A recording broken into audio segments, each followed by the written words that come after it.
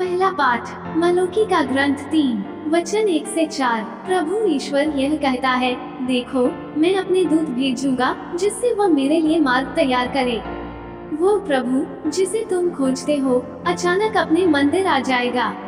देखो विधान का वह दूत जिसके लिए तुम तरसते हो आ रहा है। कौन उसके आगमन के दिन का सामना कर सकेगा? जब वो प्रकट होगा तो कौन टिकेगा? क्योंकि वह सुनार की आग और धोबी के खार के सदृश है। वह चांदी गलाने वाले और शोधन करने वाले की तरह बैठकर लेवी के पुत्रों को शुद्ध करेगा और सोने चांदी की तरह उनका परिष्कार करेगा। तब वे योग्य रीति से ईश्वर को भेंट चढ़ाएंगे और प्रभु ईश्वर प्राचीन काल की तरह यूदा और यरूशलेम की भेंट स्वीकार करेगा।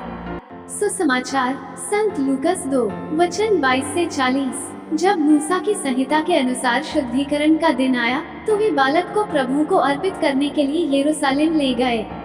जैसा कि प्रभु की संहिता में लिखा है, हर पहलौठा बेटा प्रभु को अर्पित किया जाए, और इसलिए भी कि वे प्रभु की संहिता के अनुसार पंडुकों का एक जोड़ा या कपोत के 2 बच्चे बलिदान में चढ़ाएं। उस समय यरूशलेम में सिमेओन नामक एक धर्मी तथा भक्त पुरुष रहता था। वह इस्राएल की सांत्वना की प्रतीक्षा में था और पवित्र आत्मा उस पर छाया रहता था। उसे पवित्र आत्मा से यह सूचना मिली थी कि वो प्रभु के मसीह को देखे बिना नहीं मरेगा। वो पवित्र आत्मा की प्रेरणा से मंदिर आया।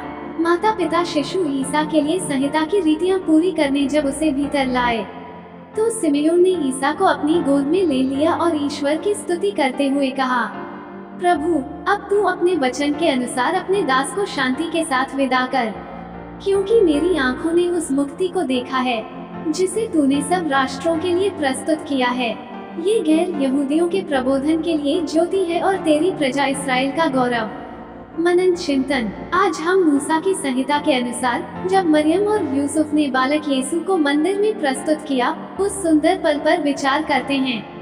एक विनम्र जोड़े के रूप में जो आश्चर्य से भरे हुए थे, अपने अनमोल बच्चे को एक पवित्र परंपरा को पूरा करने के लिए लाते हुए उस दृश्य को कल्पना करें। मरियम की बाहों में यीशु मंदिर में प्रवेश करता है, जहां उन्हें एक महान विश्वासी सिमेओन द्वारा स्वागत किया जाता है। पवित्र आत्मा द्वारा प्रेरित होकर सिमेओन ने सादगी में पाले गए मसीह को पहचाना।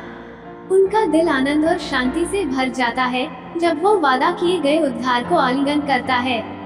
यह मुलाकात हमें याद दिलाती है कि ईश्वर की योजना हमारे जीवन के सामान्य क्षणों में खुलती है।